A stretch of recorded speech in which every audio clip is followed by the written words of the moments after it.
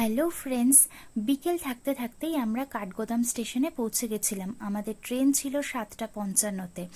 তো কাঠগোদাম স্টেশনে এসে আমরা একটা ওয়েটিং রুম ভাড়া করে সেখানে সবাই মিলে ছিলাম। এর মধ্যে আমরা খাবার কেনাকাটি করে ট্রেনে ওঠার জন্য একদম রেডি হয়ে গেছি। ট্রেন দেখো উল্টো দিকে স্টেশনেই দাঁড়িয়েছিল।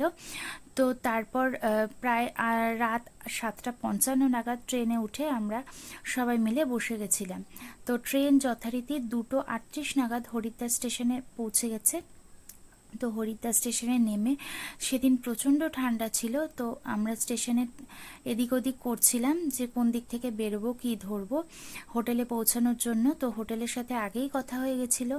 তো গেস্ট হাউসের ব্যাপারটা হলো, আমাদের হোটেলটা ওরা অত রাত্রে খুলে দেবে এই শর্তে কি ওদের 30% চার্জ দিতে হবে। তো ঠিক আছে, চার্জ নিক, বাচ্চা কাচ্চা নিয়ে তো আর বাইরে থাকা যাবে না। তো এরপর আমরা আস্তে আস্তে স্টেশন থেকে বেরোলাম বাইরে। স্টেশন থেকে বেরিয়েই দেখছি ওয়াও, স্টেশনের বাইরেটা তো দারুণ, অনেকগুলো শিব মূর্তি আছে। তোমরা যদি কখনো আসো ডেফিনেটলি তোমাদের ভালো লাগবে। আমার তো প্রথমবার, তবে আমার দারুণ লেগেছে। তো এরপর আমরা একটা অটো রিজার্ভ করলাম। অটোর মধ্যে তাড়াতাড়ি করে আমাদের লাগেজপত্র গুছিয়ে নিয়ে আমরা রওনা হলাম আমাদের হোটেলের দিকে। হোটেল খুব একটা বেশি দূরে ছিল না। তো তাড়াতাড়ি করে পৌঁছানোর জন্য আমরা উঠে পড়েছিলাম, কারণ তখন রাত 3টে হয়ে গেছে, প্রায় ভোর হবে। আর এখানকার সবাই একটু রাত থাকতে থাকতেই দোকানপাট খুলে দেয়। যাই হোক, আমরা তাড়াতাড়ি করে অটোতে চেপে বসলাম। অটো করে আসতে মিনিট 10 মতন সময় লাগলো। তারপর আমরা দেখো এখানে ব্রিজে ওঠার মুখে এরকম কতগুলো লোহার রড বসানো, তাই এখান থেকে কোনো বড় গাড়ি ঢুকতে পারে না। তো আমাদের পায়ে হেঁটেই পুরো ব্রিজটা ক্রস করতে হতো। তো আর প্রচণ্ড ঠান্ডা কনকনে হাওয়া দিচ্ছিল। তো যাই হোক, কিন্তু ব্রিজের ওপর থেকে হাঁটতে হাঁটতে মনটা একদম শান্ত হয়ে গেল। গঙ্গা নদীর অপরূপ সৌন্দর্য দেখে ব্যাস আর ক্লান্তি সব হাওয়া।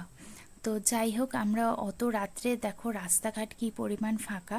তো অনেকে ছিলাম, যদিও 4জন মতন ছিলাম। তো যাই হোক, এভাবে আমরা হেঁটে হেঁটে আস্তে আস্তে আমাদের গেস্ট হাউসের দিকে এগোচ্ছি। আমাদের গেস্ট হাউসে একটা প্রাইভেট ঘাটও ছিল। এখানকার হোটেলগুলোর বিশেষত্ব এটাই, তোমরা যে হোটেলগুলো বুক করবে ঘাট দেখে বুক করো। হয়তো চার্জ একটু বেশি নিতে পারে, কিন্তু থাকাটা দারুণ লাগবে। যখন মন চাইবে তখন এসে ঘাটে বসতে পারবে। তো আমরা পত্নীমল গেস্ট হাউসটা বুক করেছিলাম। ওরা মানে মোটামুটি 30% চার্জ মিলিয়ে আমাদের 2 দিন থাকা নিয়ে 3,900 সামথিং হয়েছিল, এক্স্যাক্ট মনে নেই। তো এরপর আমরা রাত্রেবেলা বলেই রেখেছিলাম যে আমাদের রাত্রে গেট খুলে দিতে হবে। তো ওনারা জেগেছিলেন। তো তাড়াতাড়ি করে সেদিনের মতন আমরা ঢুকে গিয়ে তোমাদের সাথে ভালো করে ভিডিও শেয়ার করতে পারিনি, কারণ যেহেতু রাত হয়ে গেছিলো। তাড়াতাড়ি করে গেস্ট হাউসে ঢুকে ফ্রেশ হয়ে তাড়াতাড়ি করে আমরা শুয়ে পড়েছিলাম। তো চলো আমরা এখন রেস্ট নিয়ে তোমাদের রুম ভিডিওটা দেখিয়ে দিচ্ছি। দেখো রুমগুলো যথেষ্টই ভালো, একদম খারাপ নয়। নর্মাল যে সার্ভিস প্রোভাইড করার কথা ওরা সবই করেছে, গিজার থেকে শুরু করে টিভি, তারপরে সোপ টাওয়েল সব কিছুই দিয়েছিল। এক কথায় পত্নীমল গেস্ট হাউসটা দারুণ ছিল।